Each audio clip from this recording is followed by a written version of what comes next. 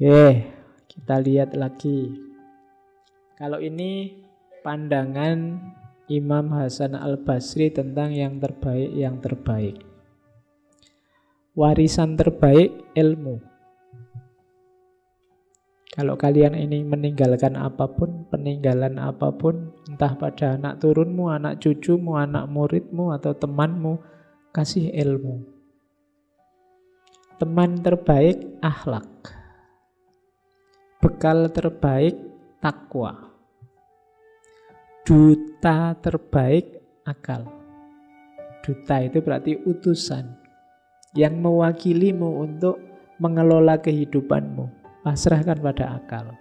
Dia pinter untuk menghadapi dunia. Dia yang bisa ngerti rumusan-rumusan hidup di dunia.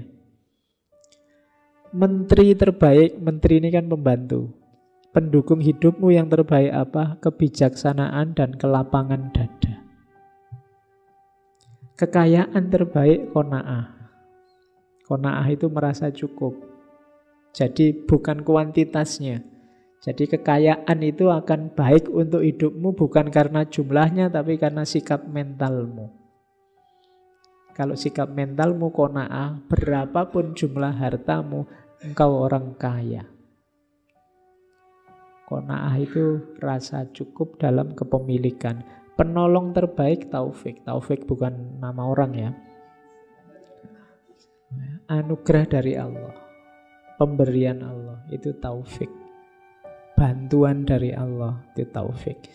Dan penasehat terbaik kematian. Kalau ini tidak perlu saya jelaskan, kalian sudah ngerti. Kalau ingat mati hatimu tidak tergetar, berlatihlah lagi untuk melembutkan hatimu. Berarti ada tanda-tanda hatimu sedang keras. Karena harusnya logikanya orang itu ingat mati terus tergetar. Merasa bahwa hidup ini fana, merasa bahwa hidup ini sementara, merasa bahwa pada saatnya kematian itu akan kita alami, bahkan bisa jadi sebentar lagi. Nah, itu namanya penasehat terbaik. Jadi tidak usah susah-susah, ingatkan saja terhadap kematian.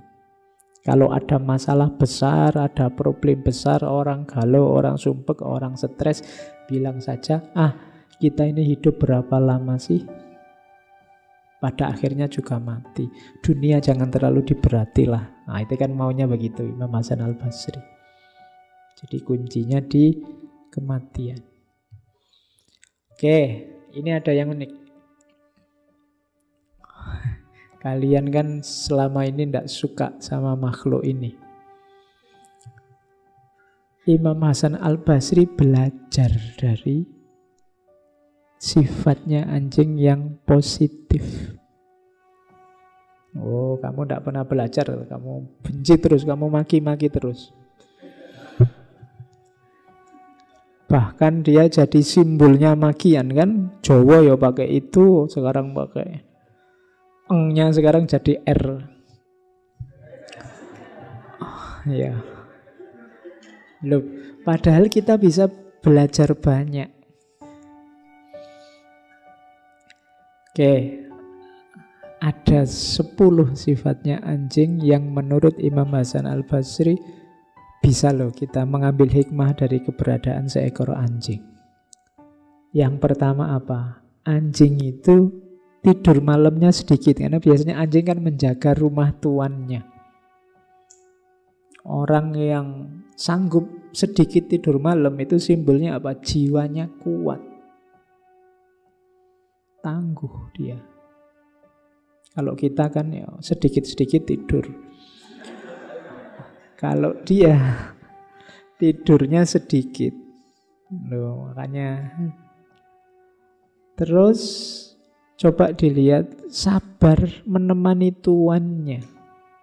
Tidak mengeluh oleh panas atau dingin. Oh, itu anjing. Diajak ke salju, diajak lari-lari, kalian diajak lari pagi mungkin ya mulet-mulet. Anjing itu diajak lari pagi tiap pagi ya ikut saja, manut saja. Dia tidak pernah alasan males capek Tidak ada. Yes, manut saja. Oh, itu menunjukkan kesabaran. Disuruh apa saja mau kadang-kadang. Terus, tidak mengkhianati amanah. Dia setia dengan tugasnya. Makanya sampai para polisi kan memperkerjakan anjing. Saya tidak tahu gajinya berapa 1 bulan. Untuk melacak jejak. Kan dia tidak pernah bohong, tidak pernah berkhianat. Amanahnya, tugasnya itu, yaitu yang dijalankan. Dan setia. Jadi itu pelajaran yang ketiga dari seekor anjing. Jadi pengabdian sejati. Tidak marah, tidak iri hati. Sifat seorang mukmin. Jadi anjing itu mau kamu punya 2, punya 3 itu ya tidak pernah iri. Pokoknya manut lah. Tuannya mau ngajak apa saja manut. Dia ditinggal di rumah ya tidak apa-apa, diajak ya senang. Terus tidak rakus. Ya makhluk yang bisa rakus itu kan cuma manusia. Kalau hewan itu ya kalau lapar ya makan, kenyang ya sudah. Tidak pernah kok mengumpul-ngumpul makanan buat yang akan datang, mikir pensiun, itu tidak ada. Iya, hanya manusia yang mikir pensiun, mikir anakku besok makan apa, itu terus mas. Kalau hewan tidak ada, semuanya fakir. Fakir itu ya tidak butuh yang lain. Yang dibutuhkan hanya Allah saja kalau itu dalam dunia sufi. Terus di antara cirinya anjing, kalau ini anjing liar, pengembara. Kayak para sufi kan juga pengembara. Terus ridho, puas dengan apapun yang dimiliki. Terus mudah tidur, ini beda dengan yang atas tadi ya. Bedanya mudah tidur maksudnya ya tidurnya tidak lama, tapi dia mudah tidur. Kalau kalian kan tidurnya susah, akhirnya apa? Sedikit-sedikit tidur tadi. Nanti habis ngaji gini tidak bisa tidur sampai jam 12, jam 1 kan gitu.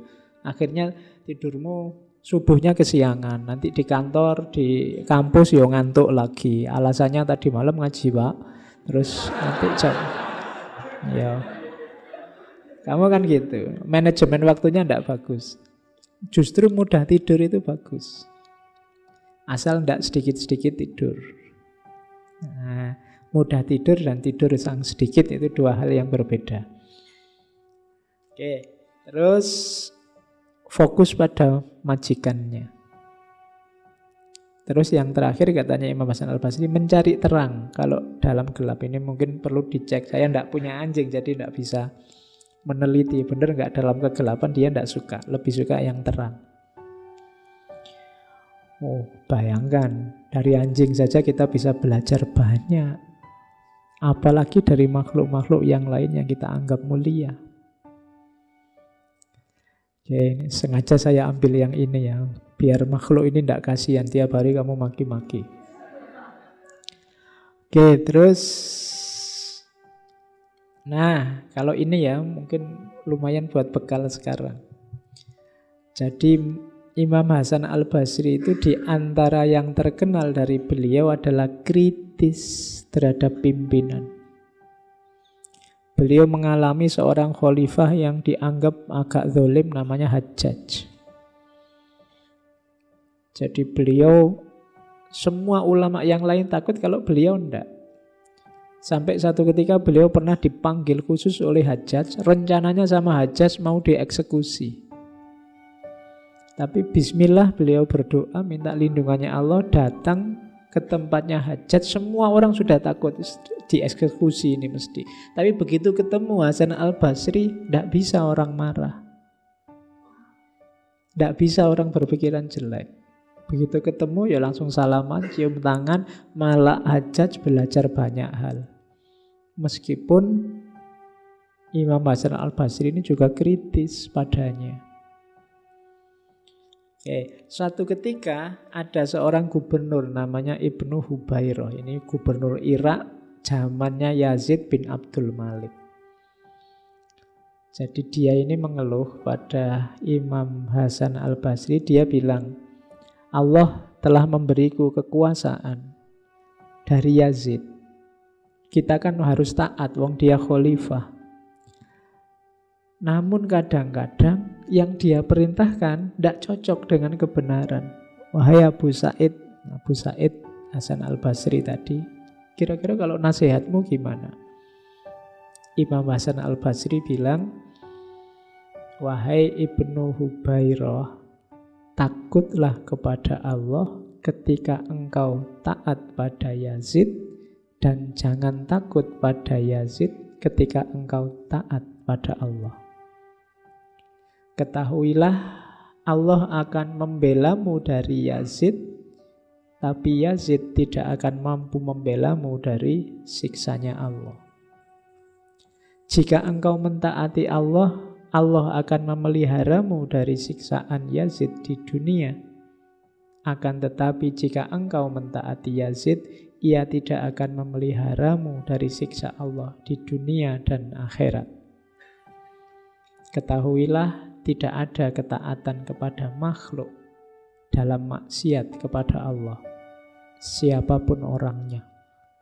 Jadi untuk urusan kemaksiatan, jangan kompromi, meskipun yang merintah pimpinan.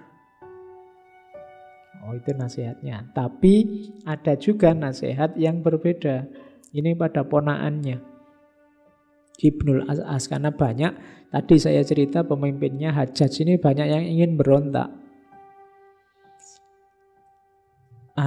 Ini ada kalimat. Ini bukan kebalikannya yang tadi. Kalau tadi memang tentang kemaksiatan, kalau ini tentang mendongkel, makar, ingin menjatuhkan pimpinan yang dianggap zalim.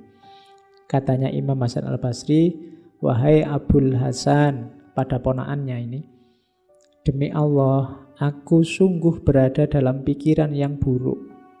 Aku dulu juga banyak mencaci dan mengumpat kepada para khalifah yang dianggap sesat tadi. Tapi hendaknya engkau tahu, ini penjelasan sisi yang lain.